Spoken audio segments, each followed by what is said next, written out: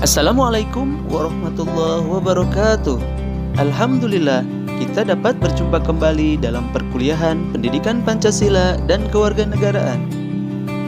Semoga kita tetap dalam keadaan sehat, bahagia, dan semangat untuk terus melakukan perbaikan diri.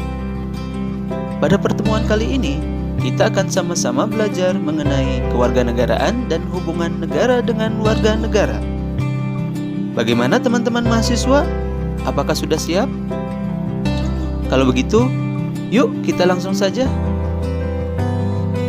Tujuan pembelajaran pada materi hari ini yaitu teman-teman mahasiswa diharapkan memiliki pengetahuan dan pemahaman tentang kewarganegaraan, hak dan kewajiban warga negara, serta partisipasi aktif sebagai warga negara. Warga negara yaitu status keanggotaan seseorang dari suatu negara atau orang-orang yang memiliki kedudukan resmi sebagai anggota dari suatu negara. Misalnya, kita sebagai penduduk Indonesia yang juga merupakan warga negara Indonesia.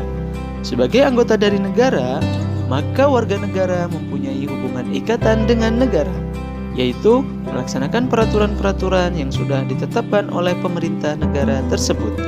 Setiap negara memiliki peraturan yang berbeda-beda untuk mensejahterakan masyarakatnya dan untuk memajukan negaranya.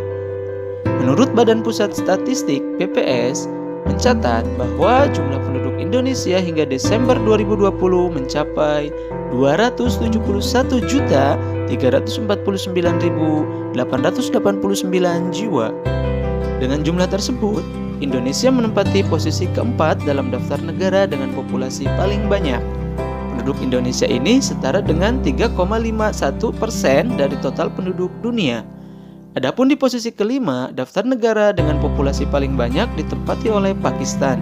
Posisi ketiga ditempati oleh Amerika Serikat, posisi kedua ditempati oleh India, dan posisi pertama ditempati oleh Cina atau Tiongkok. Data ini diperoleh dari penjabaran Worldometer atas data PBB.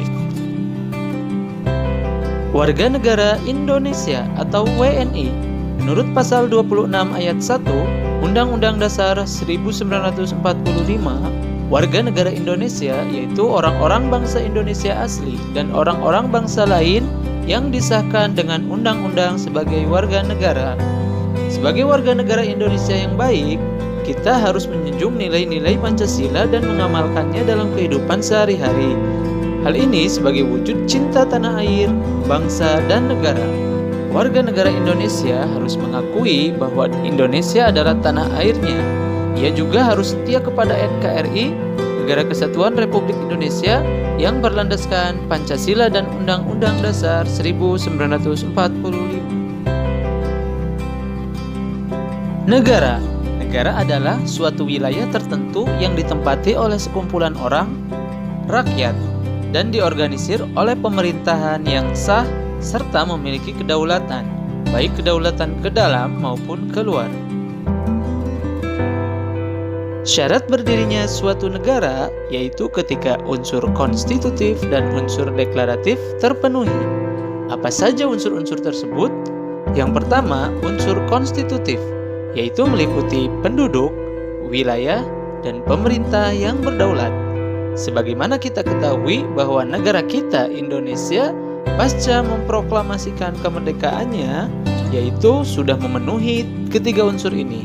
Yang pertama, sudah memiliki penduduk, yang kedua mempunyai wilayah, dan yang ketiga memiliki pemerintah yang berdaulat. Unsur deklaratif yaitu pengakuan dari negara lain.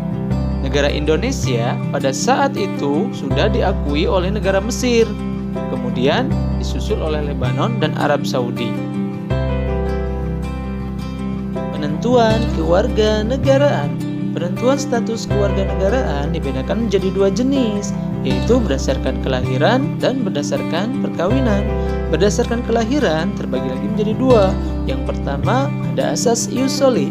Asas ini menganut bahwa kewarganegaraan seseorang berdasarkan tempat di mana ia dilahirkan.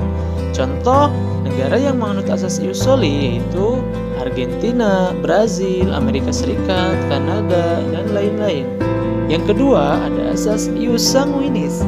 Asas ini menganut bahwa kewarganegaraan seseorang berdasarkan keturunannya atau berdasarkan kewarganegaraan ayah dan ibunya. Contoh negara yang menganut asas ius sanguinis ini yaitu India, Turki, Belanda, RRC, Jepang, Spanyol, Malaysia, Italia, Polandia, dan lain-lain. Penentuan kewarganegaraan berdasarkan perkawinan juga memiliki dua jenis. Yang pertama ada asas persamaan hukum. Asas ini menganut bahwa suami dan istri adalah suatu ikatan yang tidak bisa terpecah sebagai masyarakat. Jadi status kewarganegaraan keduanya harus sama atau tidak boleh berbeda. Yang kedua ada asas persamaan derajat. Asas ini menganut bahwa suatu perkawinan tidak menimbulkan perubahan status kewarganegaraan. Jadi suami dan istri tidak harus sama, mereka boleh memilih kewarganegaraan yang mereka inginkan. Pewarganegaraan atau naturalisasi Indonesia. Pewarganegaraan atau naturalisasi adalah upaya seseorang memperoleh status sebagai warga negara dalam suatu negara. Di Indonesia, hal ini diatur dalam Undang-Undang Nomor 12 Tahun 2006 tentang Kewarganegaraan Republik Indonesia. Yang pertama, melalui permohonan.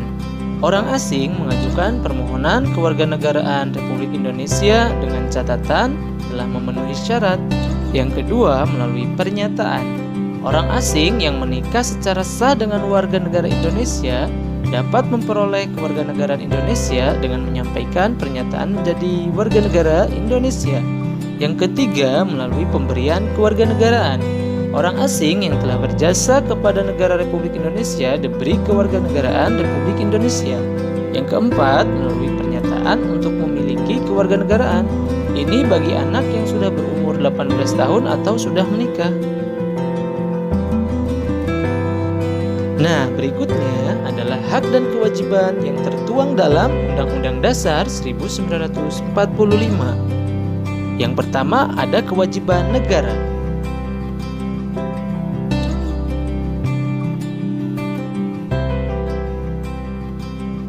Berikutnya ada hak warga negara.